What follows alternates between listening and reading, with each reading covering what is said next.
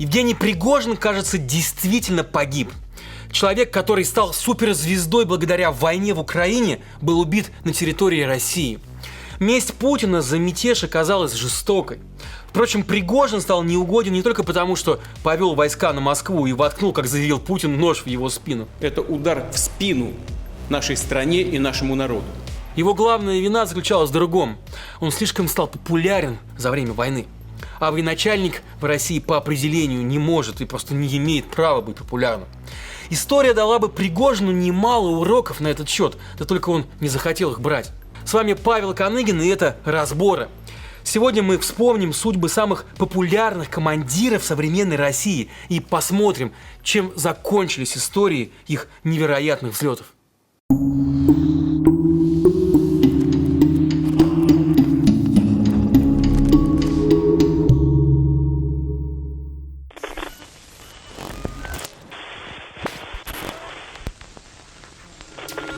Генерал Лев Рохлин – фигура первой величины в российской политике 90-х годов. Автор универсальной максимы, актуальной, кстати, и на сегодняшний день, о том, что война в Чечне не слава России, а ее беда. Человек с прозрачной биографией. Рохлин карьеру свою начал в Афганистане и был там очень любим солдатами. В декабре 1994 года, когда началась Первая Чеченская война, он был уже генерал-майором, и его подразделение штурмовало Грозный. В январе 1995-го Рохлина назначили одним из переговорщиков с чеченскими командирами для прекращения огня. Ну а позже за участие в чеченской кампании генералу присвоили даже звание Героя России. Во всех этих бесславных для нашей страны военных кампаниях Рохлин выглядел как один из немногих военных, который умеет, а главное, хочет беречь своих солдат. Все это способствовало невероятному укреплению его авторитета. Он был этакий батяня-комбат в глазах своих подчиненных.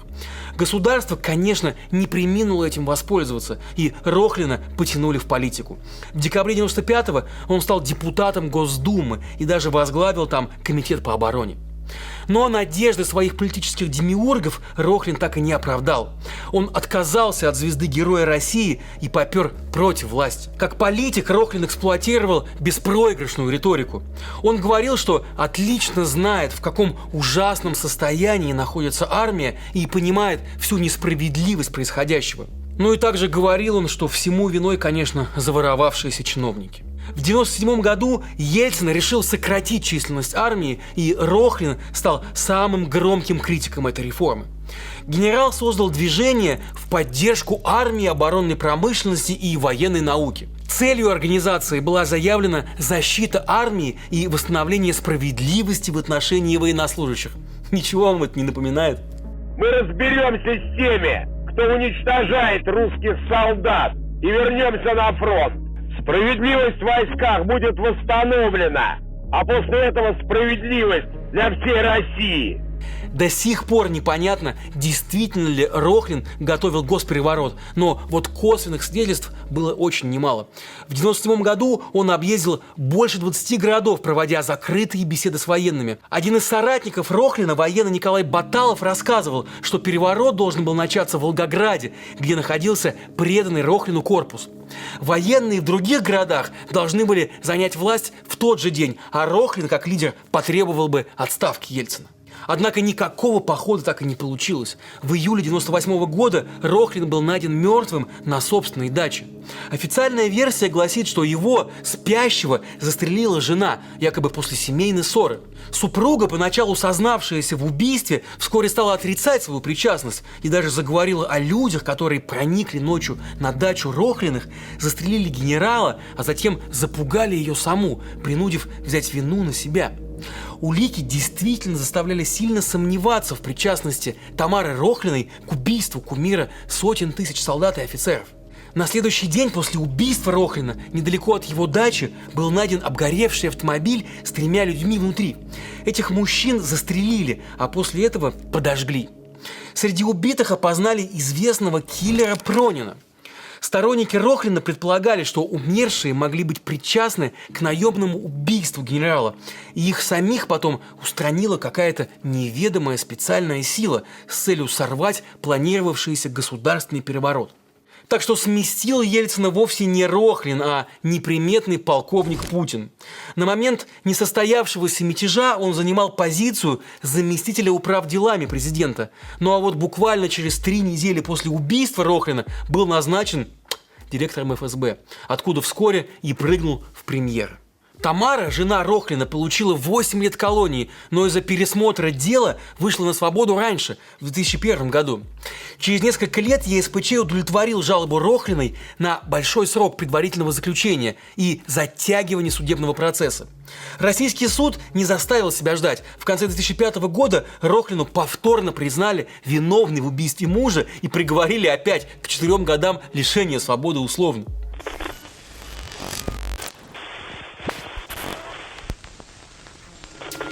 В 90-х в России был и другой популярный военный – Александр Лебедь. Участник афганской войны, он проявил себя также и в конфликтах в республиках, требовавших независимости. Он разгонял протесты в Тбилиси в 1989 году, в результате чего было убито более 20 человек. Подавлял митинг в Баку в 90-м, там погибло около 200. К моменту развала СССР Лебедь зарекомендовал себя как очень жесткий военный, готовый идти на крайние меры. Но в 1991 году он совершил свой первый политический акт. Во время августовского путча, с которого и начался развал СССР, и вот тогда ему был отдан приказ взять в оцепление Белый дом, однако генерал перешел на сторону Ельцина, требовавшего независимости советских республик.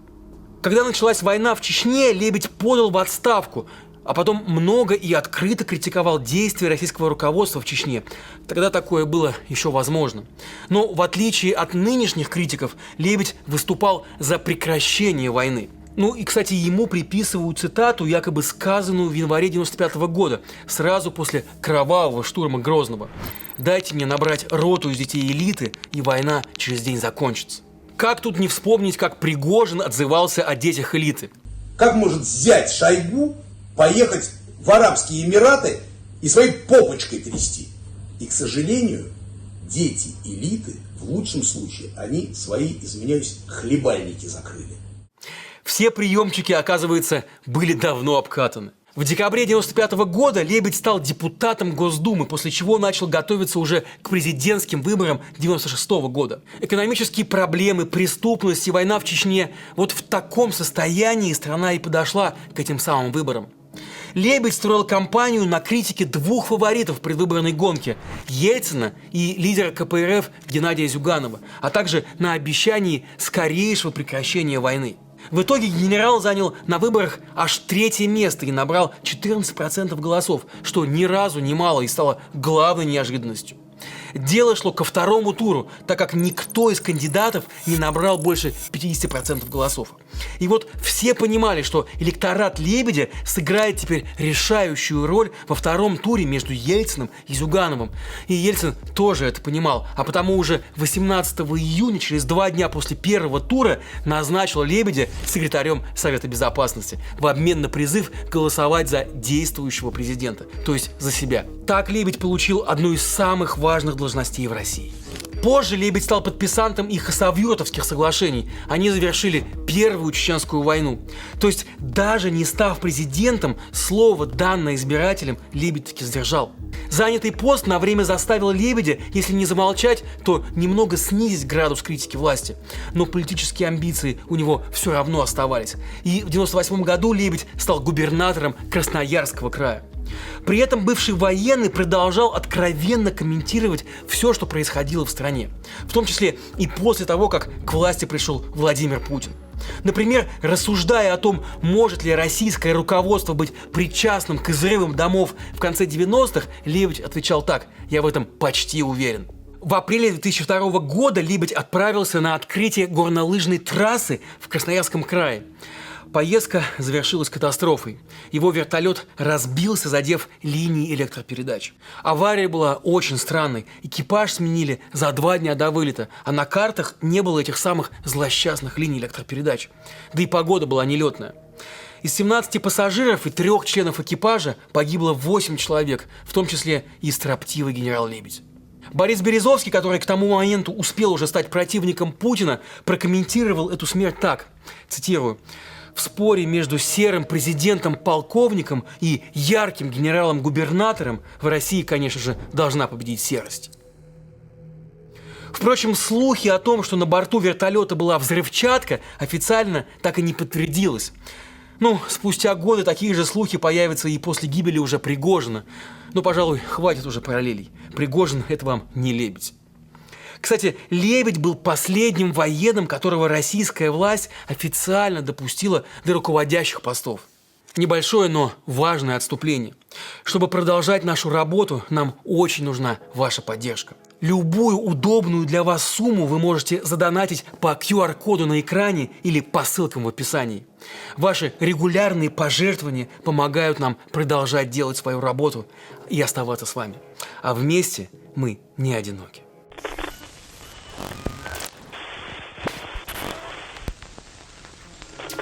Но где драма, там и трагикомедия. Как в таком ряду не вспомнить полковника Квачкова? Владимир Квачков, так же как и Лебедь, прошел Афганистан и также участвовал в разгонах протестов в Баку, а также участвовал в гражданской войне в Таджикистане в 90-х. Это стандартная биография для военного тех лет.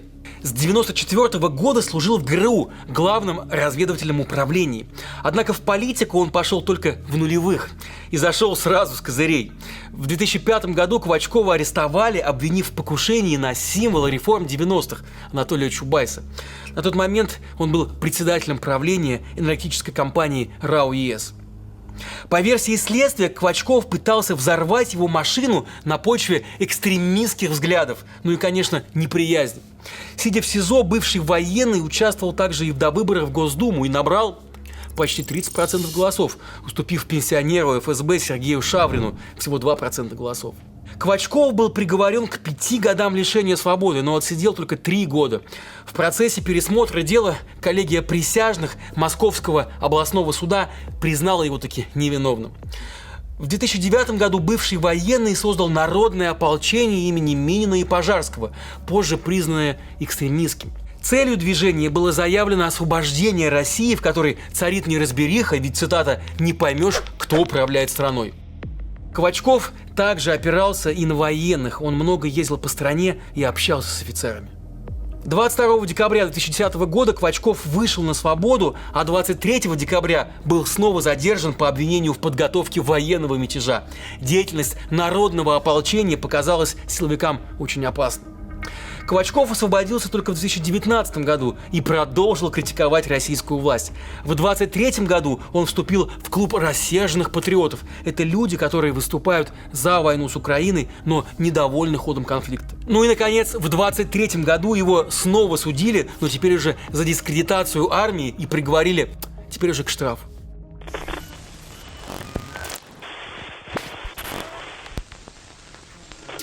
В 2014 году началась война на востоке Украины.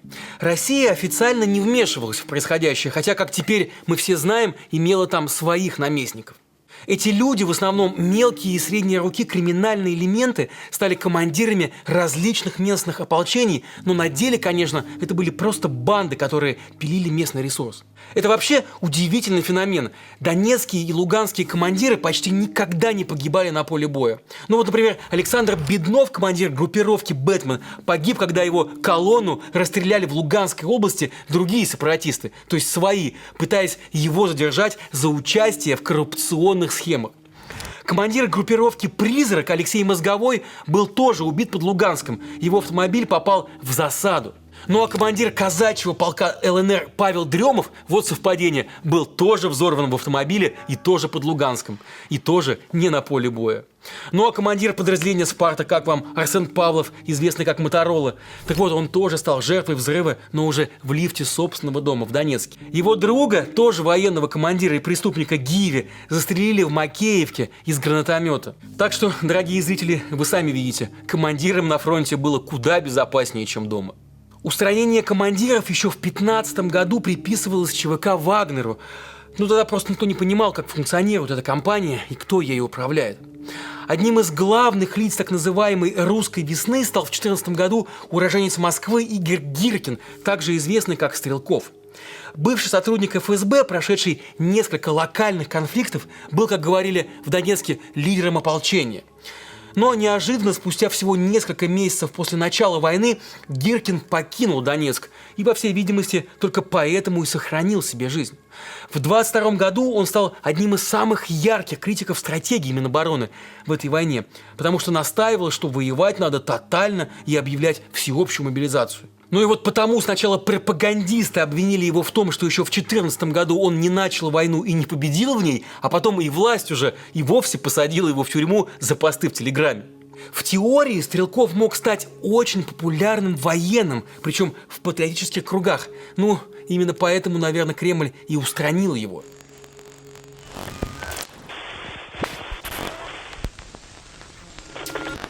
С начала полномасштабного вторжения в Украину война и пропаганда произвели двух героев – генерала Суровикина и командира Пригожина. Суровикин прежде командовал военно-космическими силами РФ, а в октябре 22 года его и вовсе назначили командующим объединенной группировки в Украине, что по сути значит главный по СВО. Генерал Армагеддон, так его называла пропаганда. Правда, уже в ноябре его стараниями был сдан Херсон, и постепенно Суровикин ушел на второй план. В январе его даже сняли с поста командующего объединенной группировкой. Ну а после мятежа Пригожина генерал Армагеддон и вовсе куда-то пропал, просто исчез. Ходили даже слухи, что он арестован. Незадолго до смерти Пригожина Суровикин лишился должности главы ВКС и пропал. Поговаривали даже, что он может быть и вовсе мертв, однако некоторое время назад канал Ксении Собчак «Кровавая барыня» показал его фотографию. Ну ничего, кажется, генерал Армагеддон жив и даже прогуливается с женой в Москве и ездит с делегацией Минобороны в Алжир.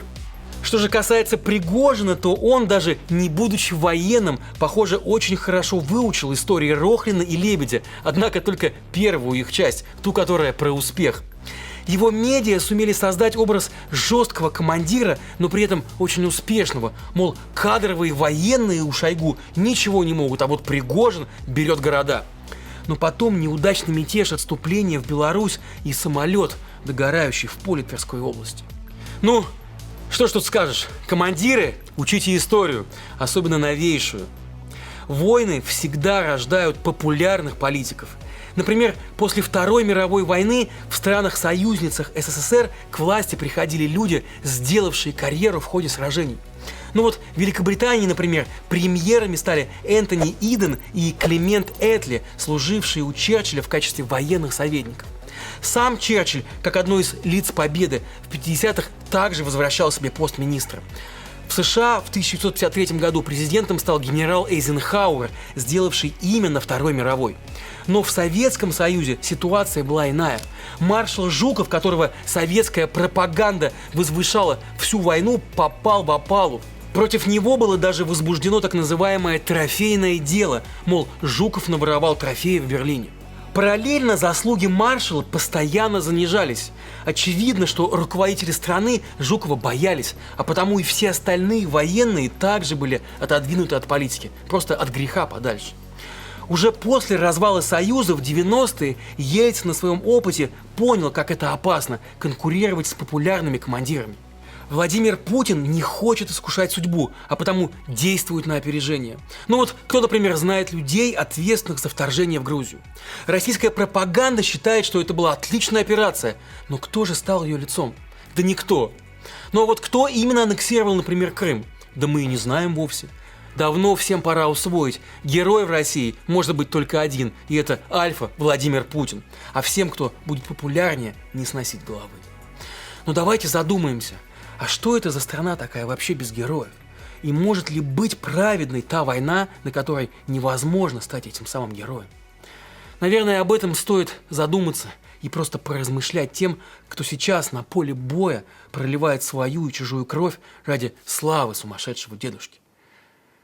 Продолжение следует.